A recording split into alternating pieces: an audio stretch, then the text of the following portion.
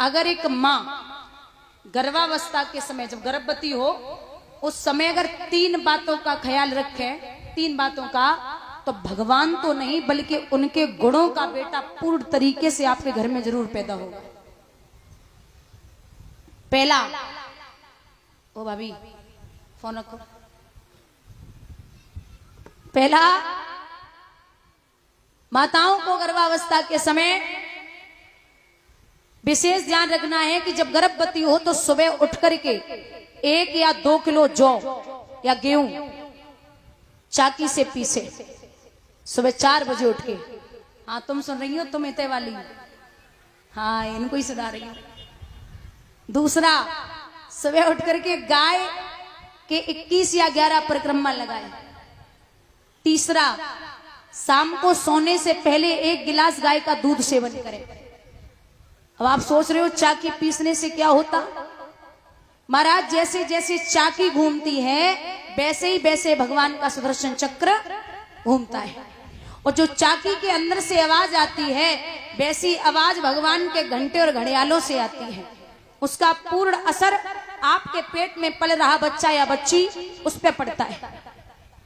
और जो गाय के परिक्रमा लगाने की बात है, एक गर्भवती माँ ज्यादा चल फिर नहीं सकती और ज्यादा तीर्थों पे नहीं जा सकती, तो घर बैठे ही अनेक तीर्थों का भ्रमण करे, क्योंकि गाय के शरीर में 33 कोट देवी देवताओं का निवास होता है।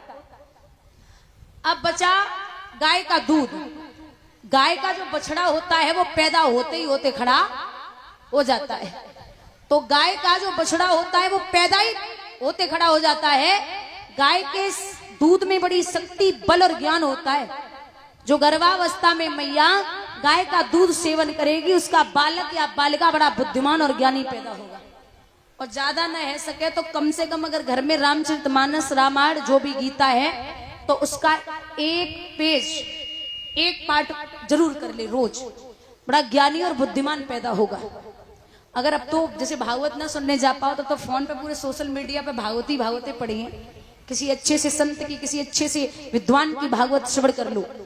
अगर सुन लोगे ना शाम को 10 मिनट भी तो बड़ा बुद्धिमान और ज्ञानी। मेरी माँ बोलती, मतलब मेरी मम्मी, सच बता रही हूँ, मेरी माँ बोलती थी कि जब मैं माँ के पेट में थी ना तो उन्होंने कम से कम 9 महीने तक तो है ही है, उसके पहले उसके बाद जो भी भागवती, मैं जब तक पेट में रही तब तक भागवती सुनी 5 क्षेत्र में हुई होंगी, और गाय का दूध रोज सेवन करती थी। बोलिए गोविंद भगवान की।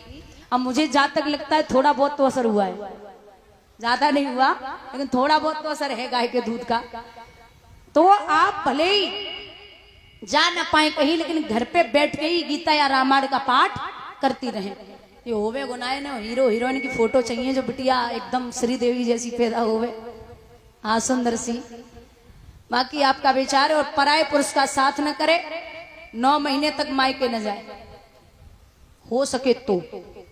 मैं नहीं कहती। अच्छा एक बात बताइए, मैंने तो सुना है लोगों से कि जो भगत होते ना, भगत, उनसे आप जाओ इलाज कराओ, कहते बच्चा पैदा कर देंगे। तो भगत होते, जो भगत ही होती है तो भगत ये कह देते कि 9 महीने तक मायके नहीं जाना है, ऐसा मैंने सुना है। तो बोल भी रही है कि हाँ।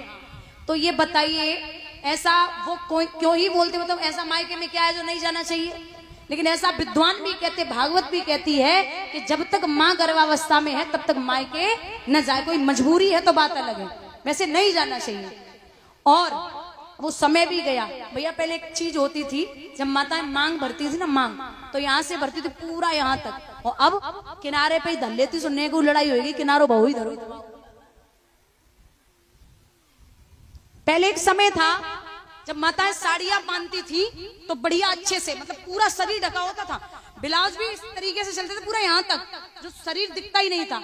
अब आप सोचिए, ब्लाउज तो छोड़ दो, साड़ी वैसी पहनेगी 4 किलोमीटर दूर, तो बता दो किनकी वाली आ रही है। कहते जेठ जी से पर्दा करती हूं मैं। जेठ जी ढिंगा बैठ जाते पूरे पास में ही, कहते अच्छा हाँ ठीक सही कह रही हो। जेठ जी बढ़िया बात करते।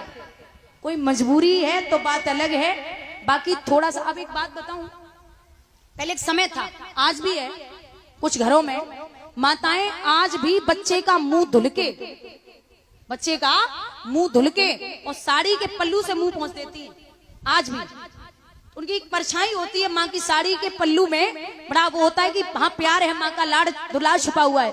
अब ब्याह के बाद वो टी शर्ट लोअर में घूम रही, तो साड़ी को पल्लू कहाँ से आवे वो पर, तो संस्कार कहाँ से आएंगे। यहाँ की बात नहीं कर रहे, यहाँ सब बहुत अच्छी बैठी है भैया, यहाँ की तो कोई बात ही नहीं हो रही है।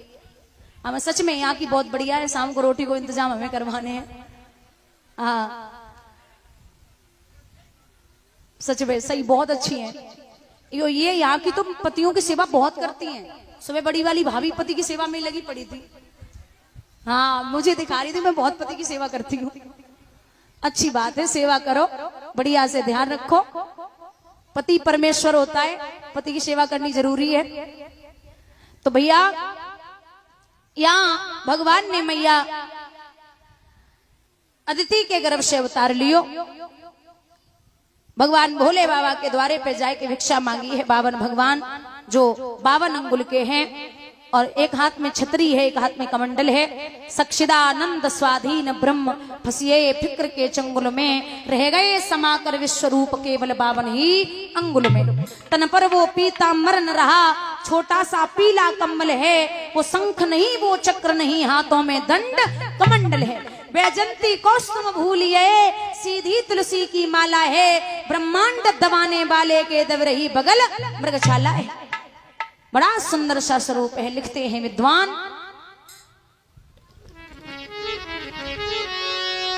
हरि 52 भेष बनाए, बलि राजा के द्वारे आए। हरि 52 हाँ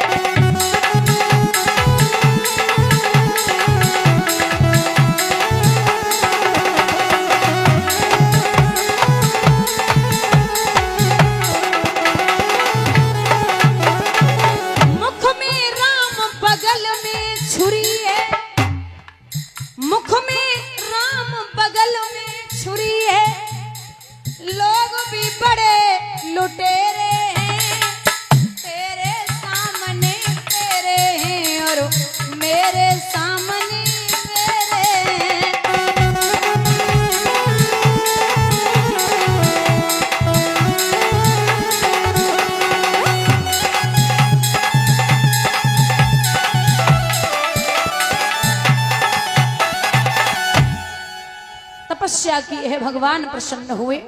बोले मां वरदान मांग ले। मैया अदिति ने जवाब दियो, अगर देना चाहते हो तो एक वरदान दे दो, आपके जैसा बेटा मेरे घर में पैदा हो जाए। बोले अरे मां, हमारे जैसो बेटा तो तीनों लोकन में होना है और तू हमें मांग रही है, तो जा, मैं स्वयं तेरे घर में अवतार धारण करूंगा, मैं स्वयं आऊंगा तेरे यहां, मां तू निश्चिंत हो जा। प्रश्न किया है परीक्षित ने, महाराज ये बताइए, बलेम पदत्रेम भूवे कस्मात् दरिर्याचतः भूतेश्वरा कर्मवल्लभधार्यो यपि भवन्तमः। भगवान ने दीनहीन की भांति राजा बलि के द्वारे पे 3 कदम पृथ्वी क्यों मांगी? तो बोले भगवान यहाँ अदिति मैया के गर्भ से अवतार ले रहे। स्त्रोडायाम स्त्रोडद्वादश्याम मुहूर्ते यवजित प्रभुमः सर्वे नक्षत्रांगः चक्र इष्ट जन्म दक्षिणम।